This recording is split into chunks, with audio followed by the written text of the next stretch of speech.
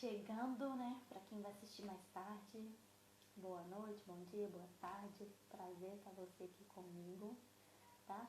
Agora eu vou aguardar um pouquinho o pessoal chegando, que agora eles estão sendo notificados que eu estou ao vivo.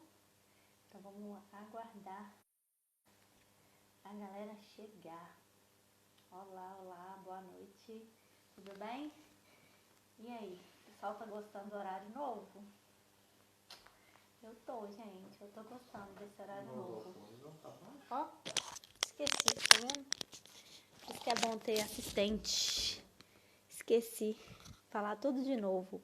Boa noite. Agora ficou bom, né, Janice? Meu fone tava aqui no meu colo. E eu tinha esquecido de colocar, entendeu? Deixa eu pôr isso aqui pra trás. Pra gente conversar.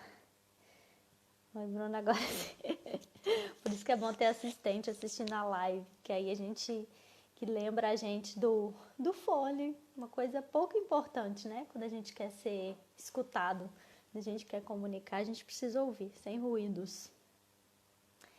Mas hoje o tema é legal, que é comer à mesa, né? Voltar a alguns hábitos que estamos perdendo com o tempo. Entende? A gente foi esquecendo para que serve comer na mesa. Algo que os nossos ancestrais lá da caverna sempre comiam reunidos, a gente está deixando isso para lá. E algumas crianças estão com muita dificuldade para comer na mesa. Então é por isso que eu resolvi falar desse tema, que eu acho que vai ajudar muito a osteose e vai ajudar muito as mães e os pais que fica correndo atrás de menino, né? Tenta convencer de levar para a mesa, ou que às vezes nem pensou nessa possibilidade, né? Da meninada comer na mesa. Tá tão esquecido que tem famílias que nem se atentaram para isso ainda. Entende? E aí é disso que a gente vai conversar. Eu não sei se vocês estão sabendo, eu tô com um grupo de desafio de 14 dias. E hoje a gente está na metade. Eu fiz uma aula ao vivo, uma reunião ao vivo para a gente tirar dúvidas. Foi muito legal.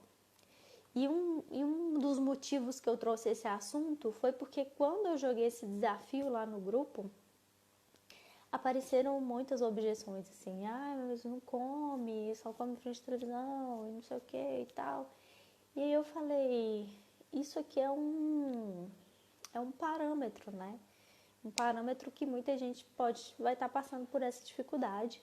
Então, vou falar sobre isso. A necessidade da criança comer à mesa, né? E como que a gente pode ajudar as nossas crianças a sentarem na mesa para comer, tá? Então, algumas pessoas mandaram algumas perguntas antes. Eu vou dar prioridade para responder essas perguntas e depois eu pergunto as que surgirem aqui, tá bom? Eu vou começar, então. Então, como surgiram essas dúvidas de questão da mesa, né? Como colocar esse menino na mesa, como é que esse menino vai sentar, como é que eu vou fazer e tal. Como que eu vou estruturar essa rotina dentro da casa da família se eu estou aqui no consultório? Como é que eu vou ajudar essa família a fazer esse processo se eu estou tão longe da família, né? Eu, terapeuta, como é que eu entro lá na casa dessa família para mudar isso? Nós vamos exatamente disso conversar, tá? Porque a gente orienta, né? E parece que não muda nada. Mas será que a gente que não está sabendo orientar, será onde que está a trinca para conseguir fazer a criança sentar na mesa e para mostrar para a família o quanto que isso é importante, tá?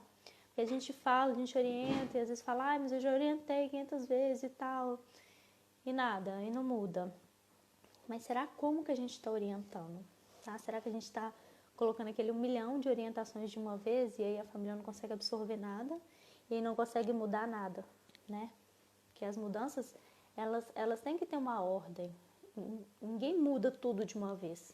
Se eu estou acima do peso, eu não consigo mudar todos os hábitos que eu preciso de uma vez.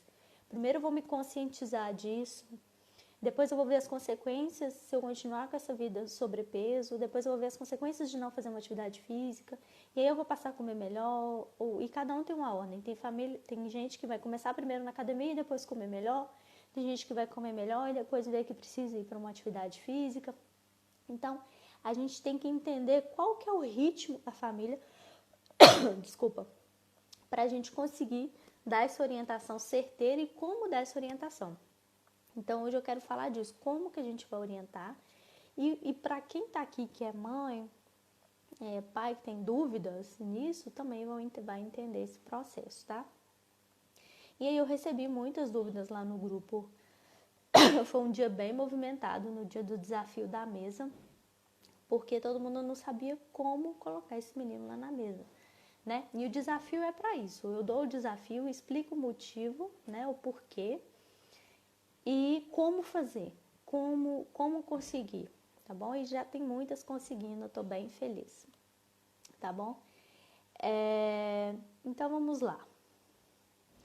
Primeira coisa, nós terapeutas, a gente é muito focado no paciente, né? Na criança que chega pra gente. A família chega, meu filho não come, e aí a gente vai ver o que está acontecendo, que nós teólogos, né, fomos formados e sabemos entender, sabemos que tem que investigar sobre o contexto. E aí chega o contexto pra gente, que o menino almoça, come correndo, que ele fica na frente da televisão, ou às vezes isso nem chega pra gente. Depois que a gente já tá lá 2, 3 meses tratando o menino, que a gente vai descobrir como é que ele come. Porque a gente não tem essa direção, esse passo a passo de onde orientar, né? O que eu vou orientar? Então é por isso que a gente pega essa informação com o carro andando e aí vai tentando mudar tudo e a coisa meio que não vai dando certo. E a gente foca muito na criança, muito na criança. Qual que é a dificuldade dessa criança? Qual que é a habilidade dessa criança? A gente foca na criança. A gente esquece de abrir, de fazer isso aqui. Ou às vezes quando a gente faz, a gente vê o que está errado, mas a gente não sabe como mexer nessa coisa que está errado. E normalmente essa dificuldade de sentar na mesa tem muito da criança, que é uma dificuldade da criança conseguir sentar na mesa por questões sensoriais, mas também é uma questão de contexto familiar, tá? E aí na hora que a gente abre esse leque, a gente vê que o negócio está errado, a gente não sabe o que fazer e às vezes a gente vai deixando a coisa de lado, às vezes a gente nem comenta mais nesse assunto e às vezes a família traz esse assunto de novo, a gente dá uma orientação ali, mas nada que realmente vai ajudar pontualmente com que a família consiga mudar essa história. E vamos lá. Então a gente não pode esquecer desses hábitos familiares, né? A gente tem que conseguir entrar lá na casa desse paciente. E aí a primeira coisa que a gente tem que pensar é como que tá? Essa criança ela corre em volta da mesa ou ela alimenta no sofá, ela fica um tempinho e sai, ou ela fica na mesa só com tela. Como que é? A gente tem que entender exatamente como que tá acontecendo, tá? Como que ela tá acontecendo? Deixa eu só pegar meu roteirinho aqui, tá, gente? Para eu não pular nada. Então, como que é a participação dessa criança? E outra coisa, a gente tem que entender o seguinte: essa família, ela quer esse novo hábito? Ela quer mudar isso? E se ela não quer, a gente vai ter que convencer ela que ela vai ter que mudar, que ela vai ter que ter esse hábito de colocar a criança na mesa. E aí a gente fala assim, não tem jeito não, essa família não colabora, não ajuda, ela não quer mudar. Tá? Problema seu, Theo, fono, nutri. Você vai ter que convencer essa família de mudar. Se ela levou o paciente se ela levou o filho dela para você, se ela confia em você, você vai ter que dar um jeito. Nem que seja você convencendo ela de ter que mudar algumas coisas, tá? E aí é importante que você explique como que você vai fazer isso, como que você vai convencer a família de que ela precisa levar esse menino para a mesa. Porque antes da gente preparar a criança para sentar na mesa, a gente tem que mostrar para a família que é importante sentar na mesa, tá? Tem que ter essa lógica, tem que ter essa sequência. Não adianta a gente preparar a criança, ela tá prontinha, toda organizada, tudo certo para sentar na mesa, mas aquilo para a família não é importante, tá? Então aí a gente vai explicar para essa família. O que a gente vai explicar para essa família?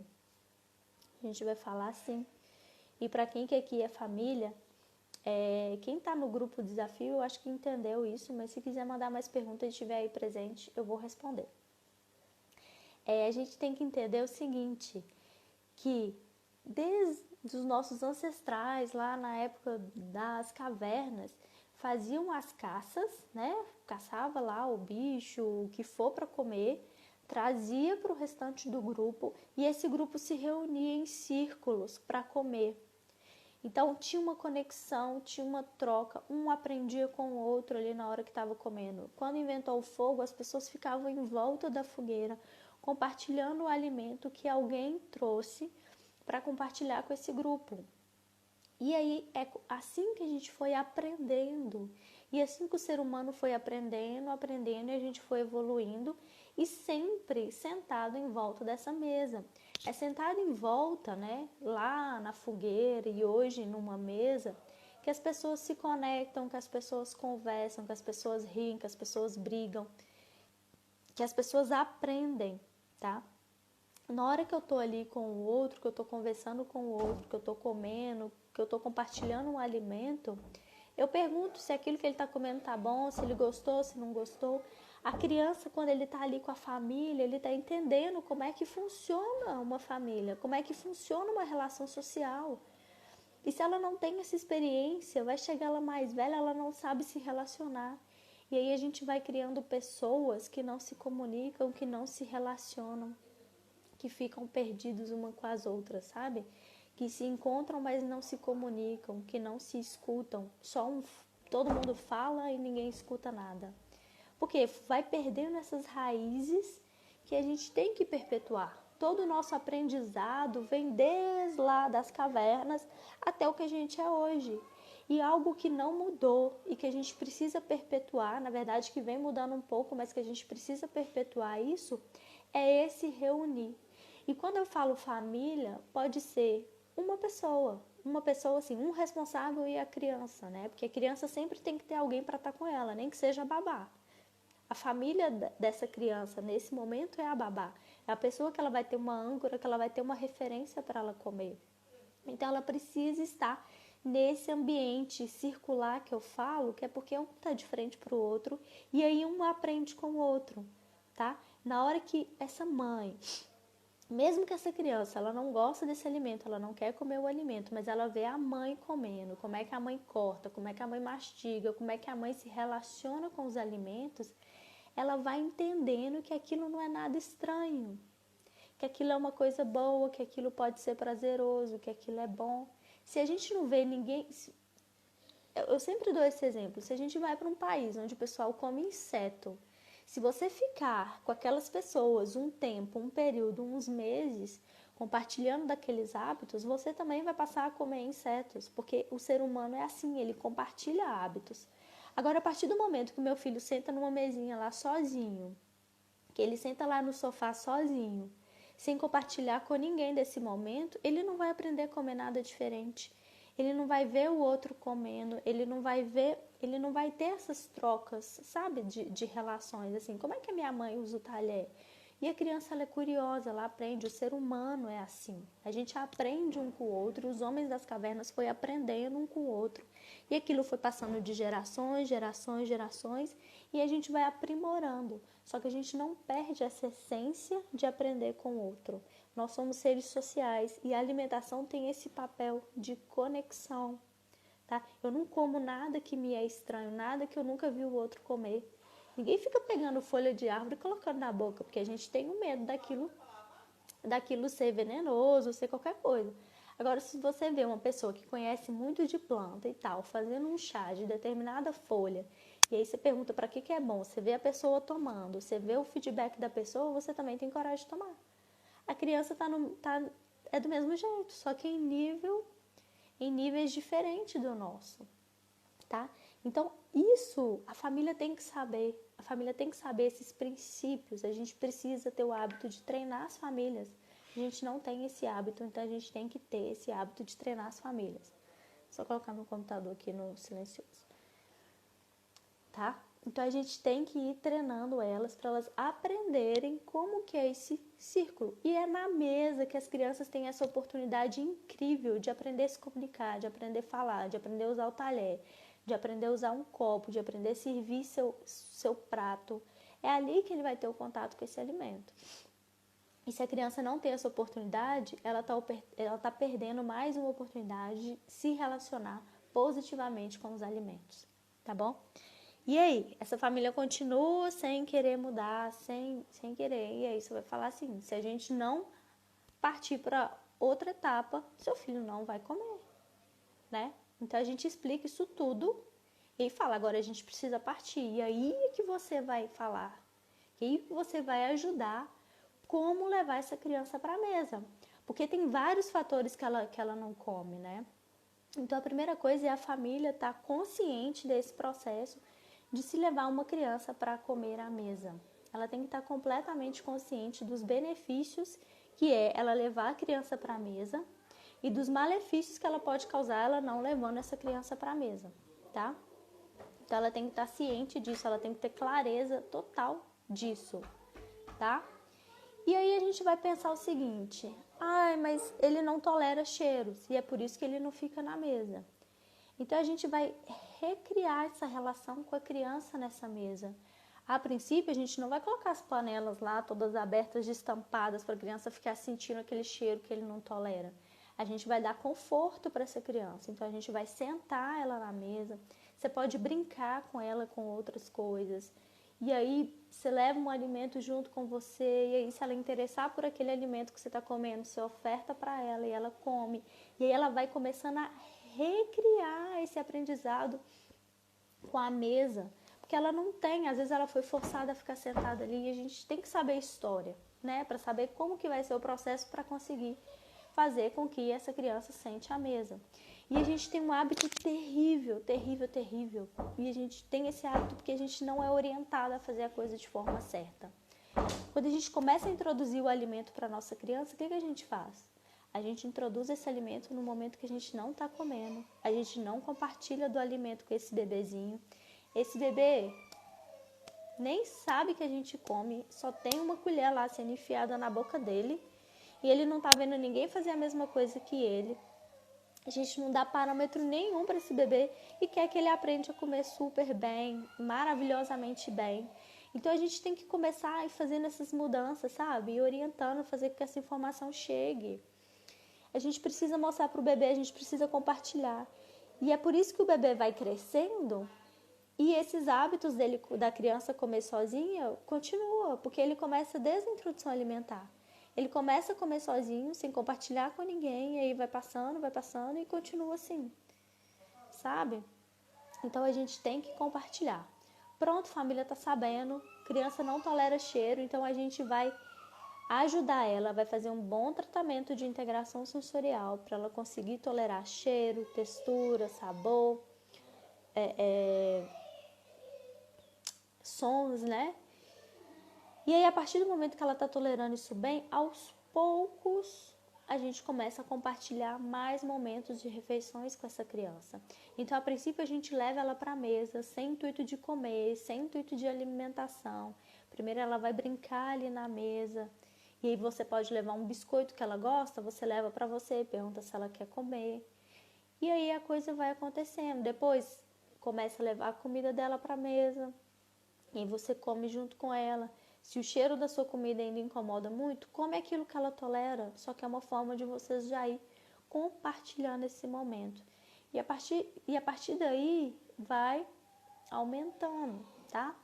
Até a gente conseguir, ela só consegue ficar 5 minutos. Ótimo, vão tentando aumentar esse tempo. E como que a gente consegue aumentar esse tempo?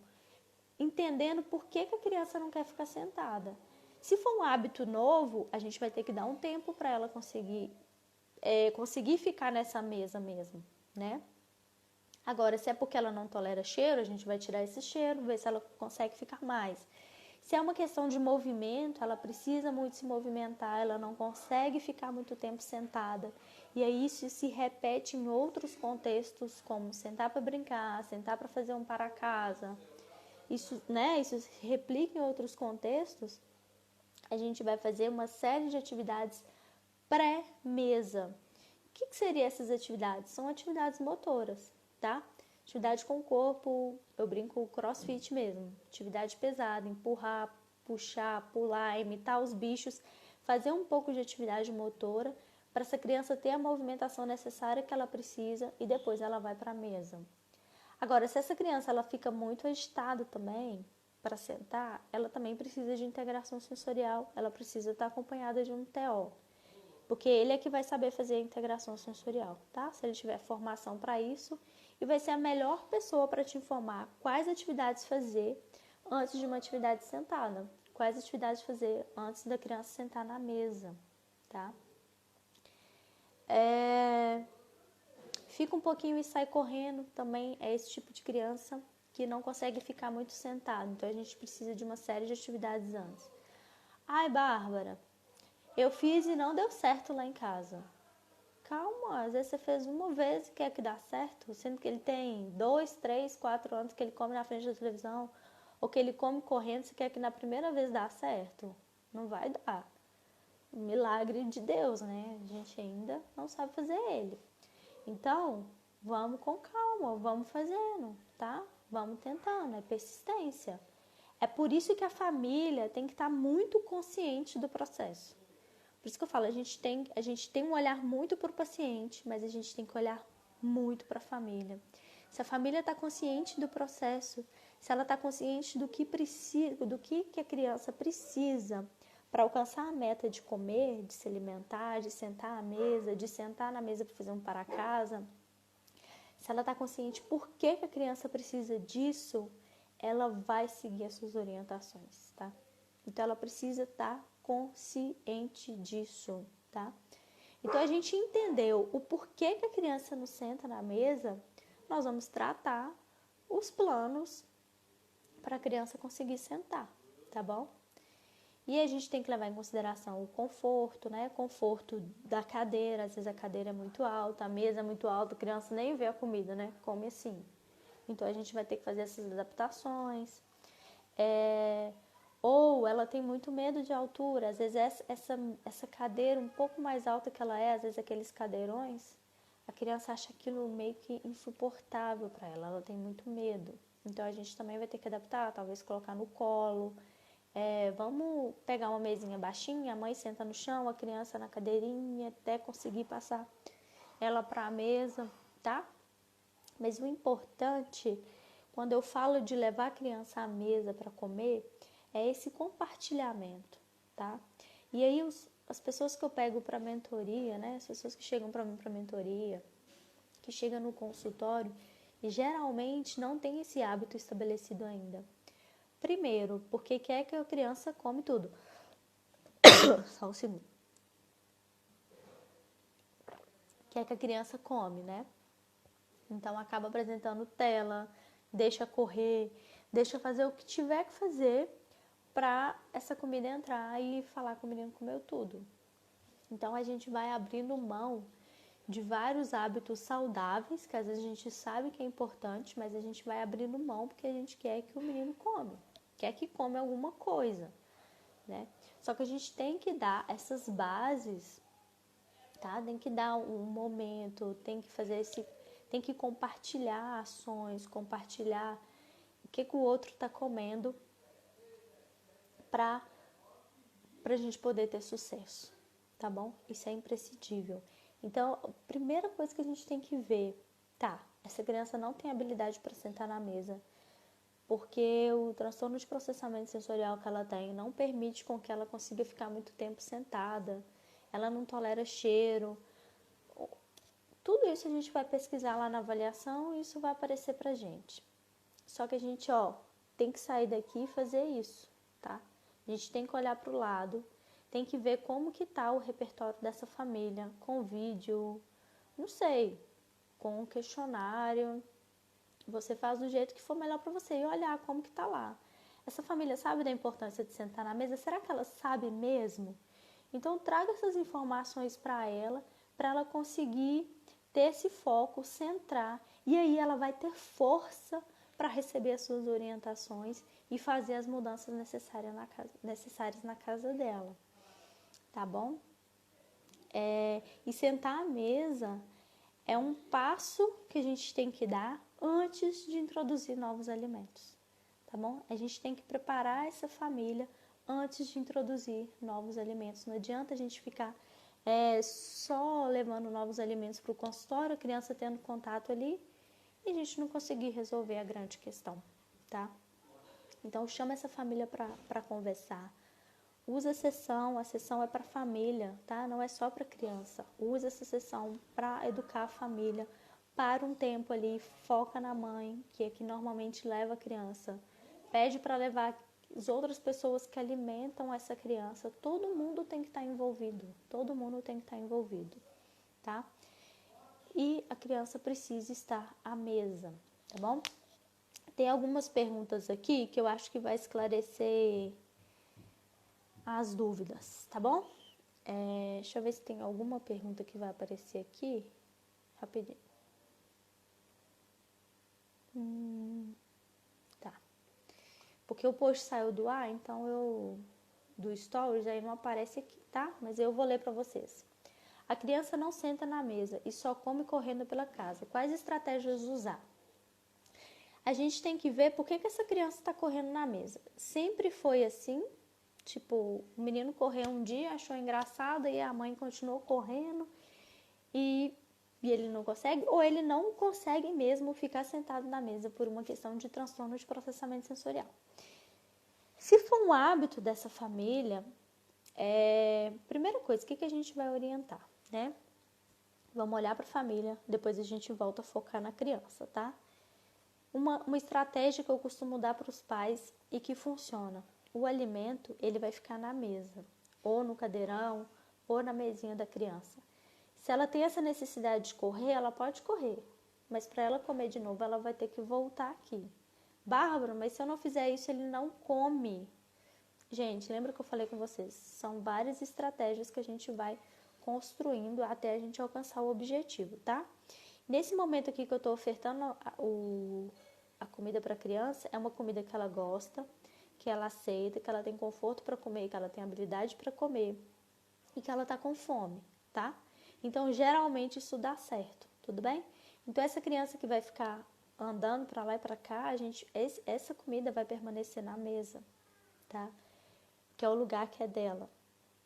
Às vezes, a primeira colherada a gente pode até dar, pode até levar para ele, e aí você fala, você quer mais? O papá tá aqui.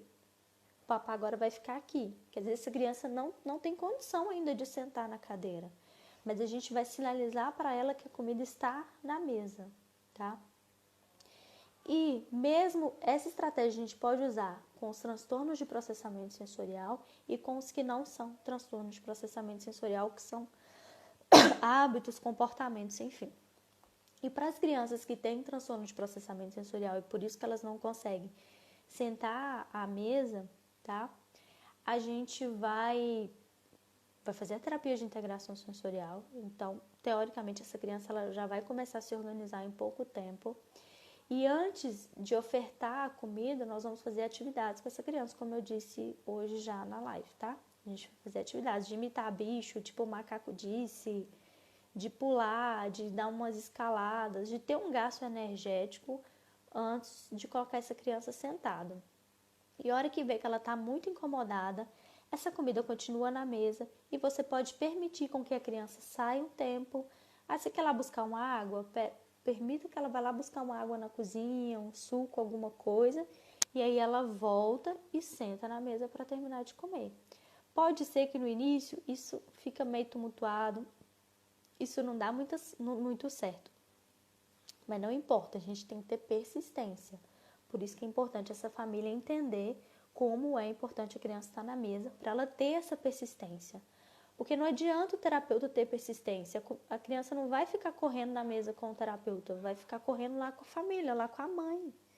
Então a gente tem que fortalecer essa mãe, tá? para que na hora que todo mundo olhar torto, na hora que o pai falar que isso é uma bobeira, na hora que a avó falar que não é assim, que não foi assim que ela aprendeu, essa mãe vai ter força de continuar, tá? Ela vai ter força de falar, não, esse é o meu propósito, eu quero a minha criança sentada aqui na mesa e é assim que vai funcionar. E aí ela para de ligar pro olho torto, pro palpite dos outros, pra não sei o que, tererê, tarará. Ela tá ali focada com você, focada no que você tá orientando e a coisa dá certo, tá? Outra pergunta. Como diminuir a ansiedade quando a criança diz que comer demora muito? Sim, essas crianças também é legal a gente fazer alguns processos antes de atividade, tá? De atividade motora. E aí a gente pode talvez colocar um reloginho para ela, tá? Falar, olha, e você pode pôr uma porção menor, e aí depois a gente vai aumentando essa porção, mas aí você coloca comida e aí você pode dar os times. Olha, a gente termina de comer juntos. A hora que a mamãe terminar ou a hora que o papai terminar, quem terminar primeiro e a barriga estiver cheia, você já pode descer da mesa, tá? Mas dar essas atividades motoras antes para essas crianças que têm um nível de ansiedade, um nível de alerta muito alto, funciona muito bem, tá? Mas e você permitir que a criança também decida. Por exemplo, às vezes você pode perguntar para ela quanto tempo você quer para comer, porque você precisa comer, você precisa encher a sua barriga. A gente tem que ficar na mesa o tempo que a gente precisar para nossa barriga encher. E aí a gente vai dando esses sinais para a criança, tá? E quando você tem zonas de horários, se você tem horários para a criança comer, ela também vai entendendo que ela tem aquele horário para ela comer. Então, se ela não comer tudo porque ela quer sair da mesa antes, ela vai acabar ficando com fome, porque o próximo horário é daqui 3 horas, daqui 2 horas, tá? Então, vamos conversando, fazendo essas trocas com as crianças, tá bom? Vamos permitir que ela também estabeleça os limites dela. Então, pergunta a ela, dependendo da idade, se ela tiver 3, 4 anos, dá pra gente já fazer esses combinados com ela, tá? Outra pergunta. Quais critérios avaliativos você usa para investigar por que a criança não senta na mesa? Então, eu uso observações clínicas, eu uso anamnese com os pais, eu uso o SPM ou perfil sensorial, depende, para saber se tem questões sensoriais, tá? E a anamnese para saber como que foi a história, qual que é a relação desse alimento, como que a família sempre abordou essa criança, como que foi a introdução. Então, eu pego a história desde a gestação até o dia que a criança chega para mim. E também uso todos esses protocolos, tá? Que esses, no caso, eu não ensino, né? Porque eu não sei ensinar. Como identificar os fatores ambientais? Você faz visita na casa da família? Não, eu não faço visita.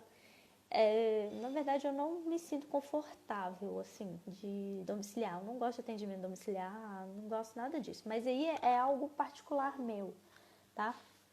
Eu conheço TOs e tal que adoram ir em casa, adoram fazer atendimento domiciliar. Eu não gosto. Eu entro na casa da pessoa, mas sem entrar na casa da pessoa. E aí eu sempre peço vídeos. Aí eu coloco a lista de vídeos. Eu preciso de um vídeo assim, assim, assado. Se a mãe não mandou, eu cobro. E peço sempre um vídeo que a família considere importante que eu veja. Porque às vezes eu listei, por exemplo, eu quero ver a criança comendo alguma coisa que ela gosta, alguma coisa que ela não gosta, ela sentada na mesa, como que alimenta. E aí tem uma série de vídeos que eu peço para as famílias. Só que pode acontecer que acontece alguma coisa lá que eu não sei, né? Eu não tô lá para saber.